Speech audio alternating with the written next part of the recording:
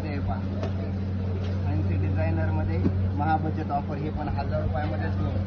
590 रुपयाला सिंगल घेतली तर 590ला 1000 रुपयाला जोडी. डिझायनर ब्रँडेड कपडा बी सॉफ्ट आहे. आपण पाहू शकता मॅडम, हात लावून पहा. कपडा एकदम सॉफ्ट असा कपडा आहे.